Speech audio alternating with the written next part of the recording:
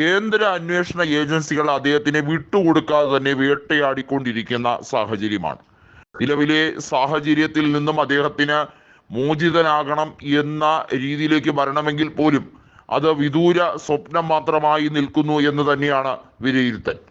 BJP നേതൃത്വവും അത് തന്നെയാണ് ആഗ്രഹിക്കുന്നത്. പൊളിറ്റിക്കലി അവർക്ക് അവിടെ ആധിപത്യമില്ല എന്ന് മനസ്സിൽ കണ്ടുകൊണ്ട് തന്നെ എങ്ങനെയും കെജ്രിവാൾ എന്ന കേന്ദ്ര ശക്തിയെ തകർക്കുക, ആം ആദ്മിയുടെ ഏറ്റവും വലിയ അധികാര കേന്ദ്രത്തെ തകർത്താൽ പിന്നെ ആം ആദ്മിയെ നിഷ്പ്രഭമാക്കാം എന്ന വിചാരത്തിലാണ് BJP നീങ്ങുന്നത്. അവിടെയാണ് കോൺഗ്രസിന്റെ ഒരു കൈസഹായം ആം ആദ്മിക്ക് ലഭ്യമാകുന്നത്. കോൺഗ്രസിനെ അവിടെ പിഴുതെറിഞ്ഞുകൊണ്ട് വലിയ മുന്നേറ്റം നടത്താം എന്ന് വ്യാമോഹിച്ച് അധികാരത്തിൽ വന്നവരാണ് ആം ആദ്മിക്കാർ. യഥാർത്ഥ ശത്രു ഒളിഞ്ഞിരിപ്പുണ്ട് എന്നതും അവരായിരുന്നു യഥാർത്ഥത്തിൽ ആം ആദ്മിയുടെ അവസാനം ആഗ്രഹിക്കുന്നതെന്നും മനസ്സിലാക്കിയപ്പോൾ ആ സമയം വൈകിപ്പോയി. കോൺഗ്രസിനെ തകർത്തല്ലോ എന്ന് ആശ്വസിച്ച ആം ആദ്മിക്കാർക്ക് യഥാർത്ഥത്തിൽ കിട്ടിയിരിക്കുന്ന മുട്ടൻ പണി ഇപ്പോഴാണ് അവർ തിരിച്ചറിഞ്ഞത്. അവിടെ ജലദൗർലഭ്യത ഉൾപ്പെടെയുള്ള നിരവധി പ്രശ്നങ്ങൾക്ക് BJP സമരം നടത്തുമ്പോൾ BJP തന്നെ ഭരിക്കുന്ന ഹരിയാനയിൽ നിന്നും ഒരു തുള്ളി വെള്ളം പോലും വിട്ടുകൊടുക്കില്ല എന്ന് അവർ മർക്കടപുഷ്ടിയോടെ പറയുകയാണ്. ഇതിൽ നിന്ന് മനസ്സിലാക്കുന്ന ഒരു സത്യമുണ്ട്.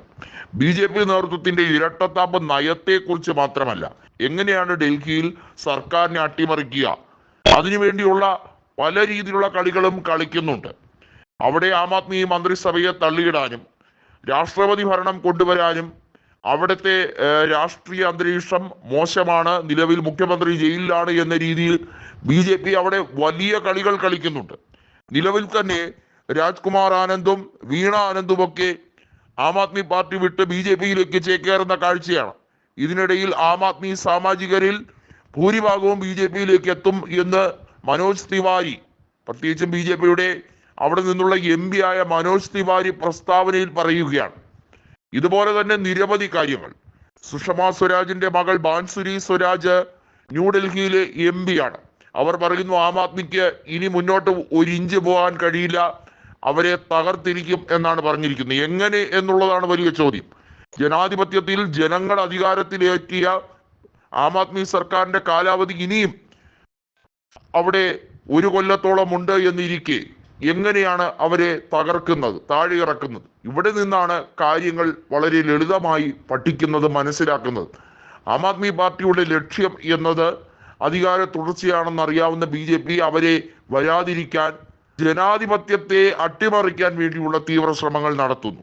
അതുകൊണ്ടാണ് ഇപ്പോൾ ആം ആദ്മിയും കോൺഗ്രസും സഖ്യത്തിൽ ഡൽഹിയിലെ ലോക്സഭാ തെരഞ്ഞെടുപ്പിൽ മത്സരിച്ചത്. ആ സഖ്യം നിയമസഭാ തെരഞ്ഞെടുപ്പിലും തുടരണം എന്ന് ആം ആദ്മിയാണ് ഇപ്പോൾ ഏറെ ആഗ്രഹിക്കുന്നത്.